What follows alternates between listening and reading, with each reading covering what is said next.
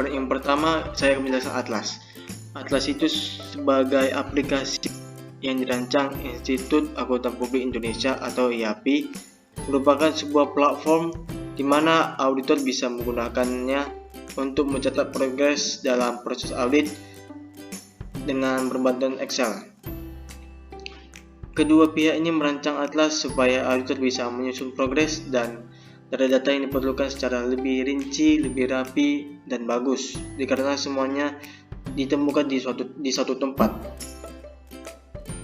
Berikutnya adalah tampilan dari Atlas. Nah, untuk ke selanjutnya kita bisa mengklik bagian mana saja.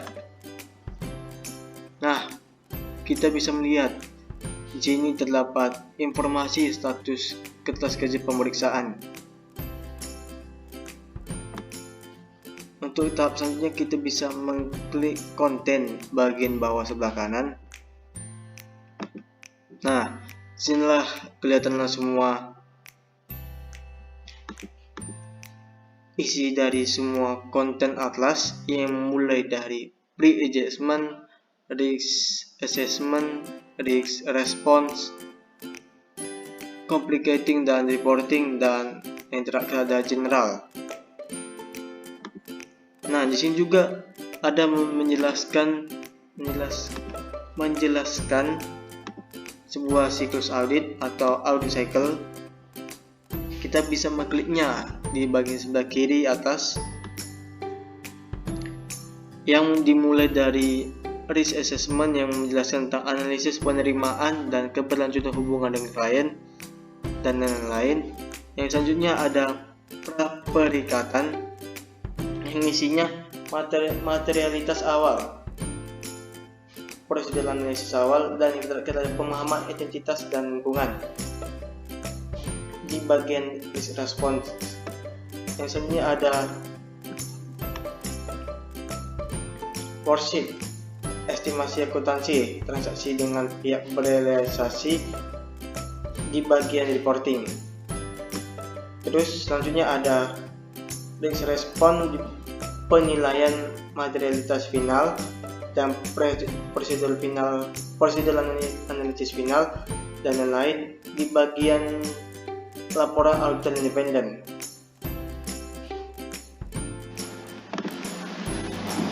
Penyusunan kertas kerja audit PT ANZ.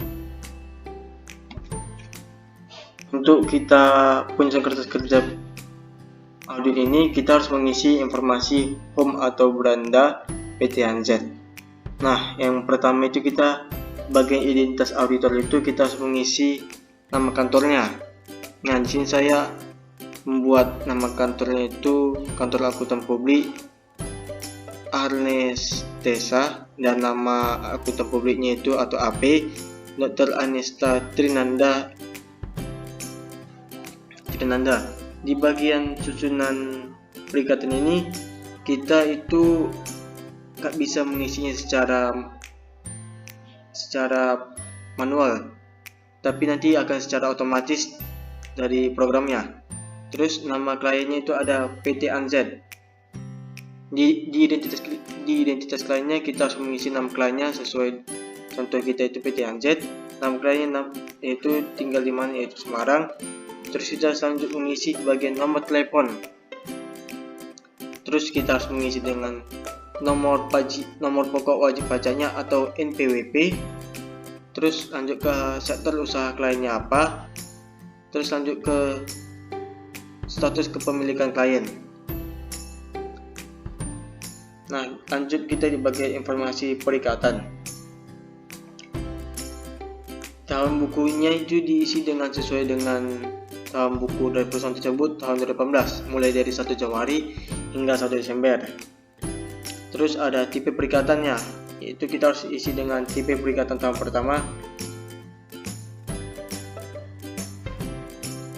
karena PT ANZ itu pada pengauditannya sebelumnya menggunakan jasa auditor lain dan baru menerima klien KAP Arnes Tesa. Selanjutnya ada jenis perikatannya itu audit laporan keuangan. Selanjutnya ada standar audit. Kita isi dengan standar profesional akuntan publik. Terus di bagian standar akuntansi klien harus kita isi dengan SAK etap.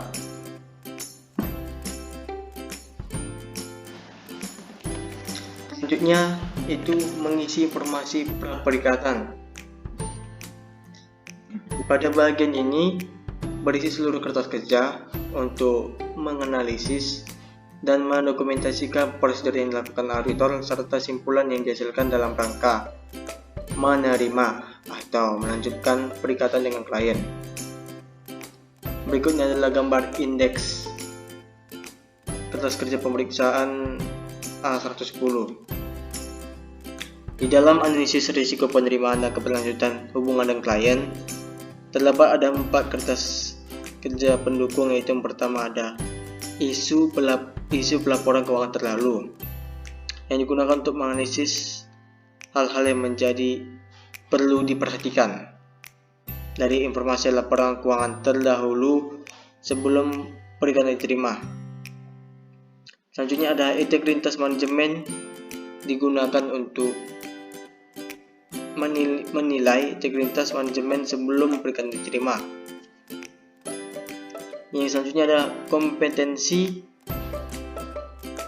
ketersediaan waktu dan independensi personal kantor akuntan publik, digunakan untuk menilai kompensasi sumber daya manusia yang dimiliki oleh KAP dan waktu yang tersedia untuk memastikan apakah perikatan dapat dijalankan dan apakah perikatan itu dapat diterima. Untuk mengisi bagian indeks ini, bagian kompetensi, ketersediaan waktu dan independensinya, kita harus mempunyai daftar nama personal KAP-nya yang diisi dengan seluruh personal yang dimiliki dari KAP tersebut, lengkapi dengan dokumentasi pendukung. Selanjutnya ada memasukkan pengalaman setiap personal KAP dalam bidang audit secara manual. Yang ketiga itu mengisi batasan waktu yang tersedia terkait dengan perjanjian kerja antara tim dan KAP menggunakan pilihan drop down. Yang terakhir ada pada kerja kerja menentukan personal KAP yang terlibat dalam perikatan. Kertas kerja pendukung selanjutnya itu ada komunikasi dengan auditor pendahulu, digunakan untuk mengidentifikasi apakah auditor perlu melakukan komunikasi dengan auditor pendahulu sebelum perikatan diterima.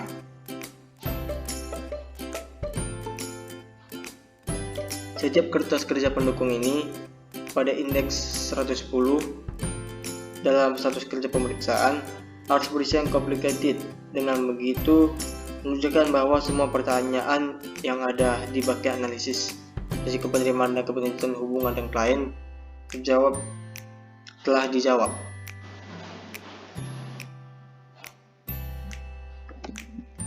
Nah, kita bisa melihat bahwa PT Anset ini menunjukkan baru pertama kali menjadi klien dari kantor akuntan publik Arnestesa. Untuk tahap selanjutnya itu mengisi informasi untuk konten risk assessment.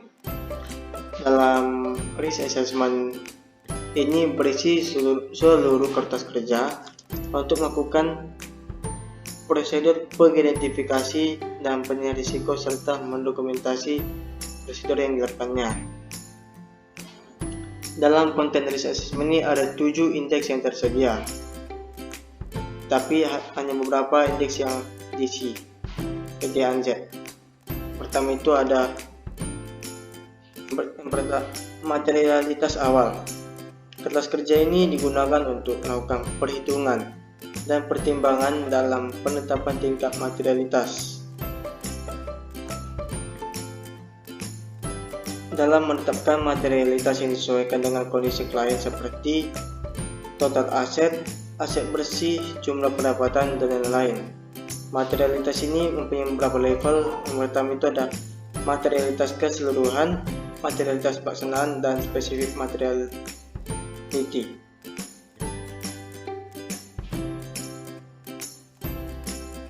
Untuk menghitung tingkat materialitasnya terlebih dahulu, kita harus memasukkan laporan keuangan PT ANZ pada konten input data laporan keuangan. Setelah kita input datanya itu, untuk mengisi data laporan keuangan dengan cara mengklik kotak merah, setelah itu kita akan masuk ke laman pengisian template kosong. Inilah contoh template kosongnya dari laporan keuangan tersebut. Nah, di dalam template kosong ini ada cara pengisiannya akun dalam pada template laporan keuangan ini. Yang pertama itu, nama akun diinput sesuai dengan nomor akun yang ada di laporan keuangan klien. Apabila format nomor akun klien mengandung selain numerik, maka auditor harus mengubah ke format numerik. Terus yang kedua itu ada kolom mapping grup akun atau mapping kelompok akun dan mapping header akun. Diisi dengan memilih drop down setiap sel sesuai dengan jenis nama akun.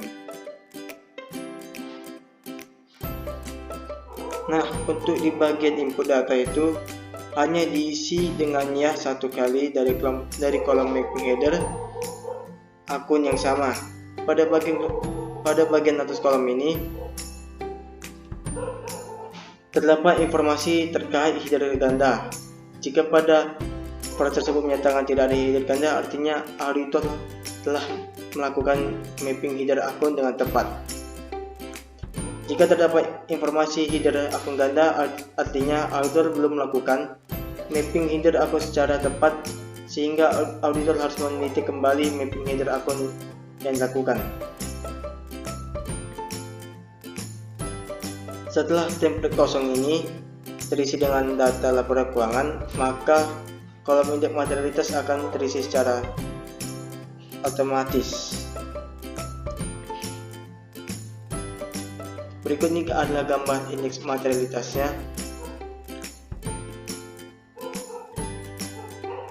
Nah, dalam indeks materialitas ini besar nilainya yang dihilangkan atau salah saji informasi akuntansi yang dilihat dari keadaan yang melingkupnya dapat mengakibatkan perubahan atas suatu pengaruh terhadap pertimbangan orang yang meletakkan kepercayaan terhadap informasi itu.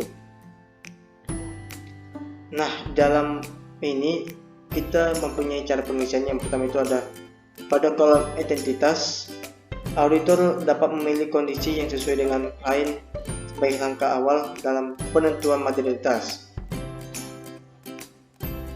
Yang kedua itu, angka pada kolom uraian akan secara otomatis terisi dari format laporan keuangan yang telah diisi.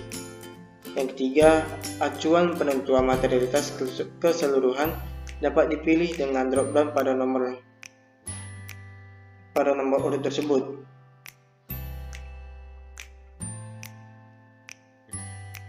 Yang keempat, setiap pengisian presentasi dalam gambar indeks ini harus dijelaskan pertimbangannya pada kolom pertimbangan profesional memilih acuan, kecuali untuk penentuan besar presentasi tersebut ambang batas nilai yang tidak dikoreksi.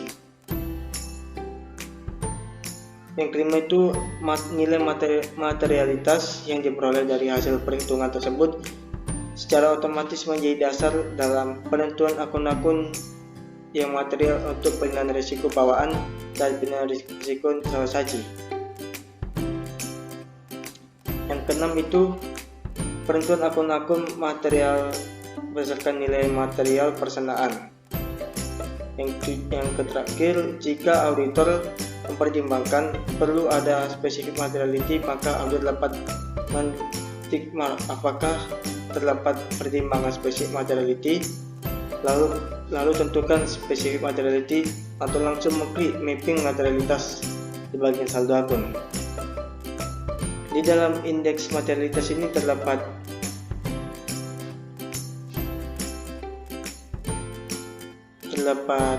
akun-akunnya itu terdapat uraiannya. Itu pertama ada total aset bersih, jumlah pendapatan, jumlah HPP, laba sebelum pajak, laba sebelum bunga, laba sebelum bunga, pajak, penyusutan, amortisasi, dan lain-lain.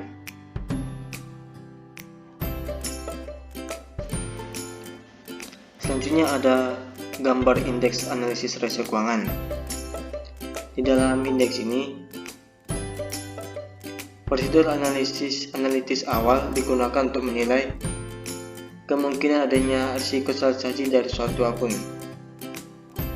Nah, di dalam ini pun juga indeks ini mempunyai ada pendukung, yaitu indeks kertas kerja pemeriksaan A220 nomor 1. Yang pertama itu berisi tentang analisis perbandingan data antar periode.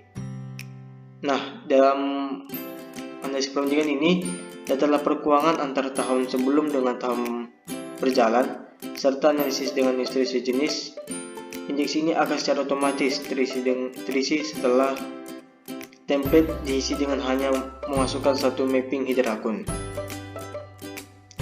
Yang kedua itu indeks A220 nomor 2. Analisis rasio keuangan berupa kertas kerja yang berisi rasio keuangan klien. Nah, di dalam pada setiap laporan keuangan tahunan klien, kantor publik Arlenes Desa harus tersedia perhitungan rasio yang dibutuhkan. Begitu juga dengan PT Anzet yang telah mencantumkan perhitungan rasio keuangan pada laporan keuangannya.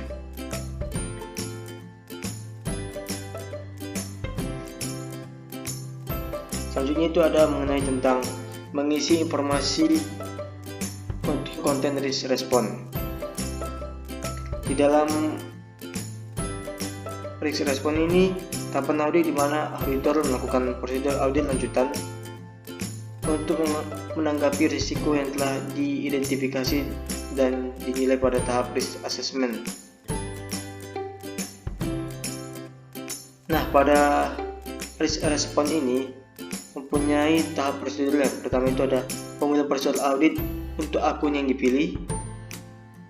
Selanjutnya ada penentuan jumlah sampel yang akan diuji, input jurnal koreksi baik dari manajemen maupun auditor, dan yang terakhir ada prosedur pengujian audit.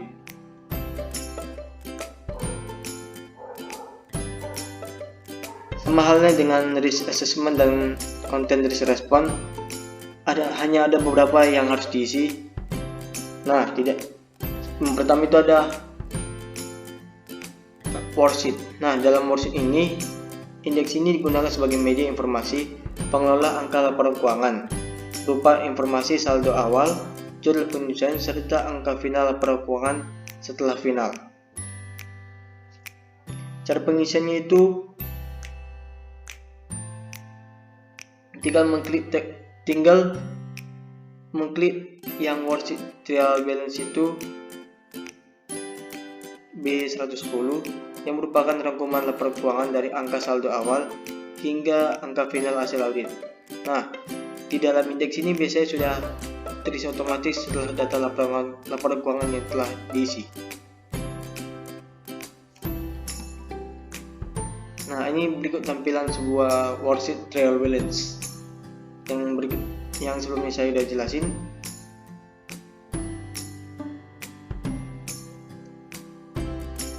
Nah, untuk selanjutnya itu ada indeks B.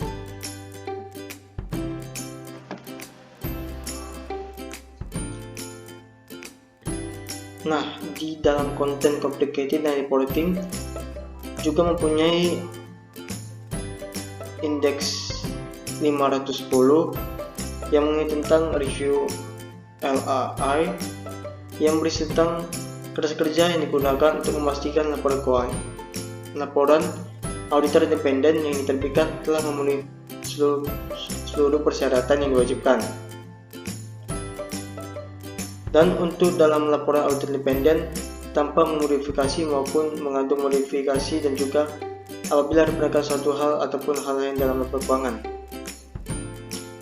Dalam laporan auditor final ini menjawab pertanyaan dengan fee pada pilihan ada atau tidak ada sesuai dengan pada kondisi. Yang kedua itu tinggal menambahkan informasi tambahan jika diperlukan. Yang terakhir, jika seluruh pertanyaan telah telah terjawab, maka status kertas kerja pemeriksaan akan menjadi komplit. Di dalam indeks C530, laporan auditor independen final dan laporan keuangan, kertas kerja ini digunakan untuk mencantumkan informasi yang diperlukan terkait dengan laporan auditor independen yang akan diterbitkan, sekaligus memberikan contoh format opini yang diterbitkan oleh auditor.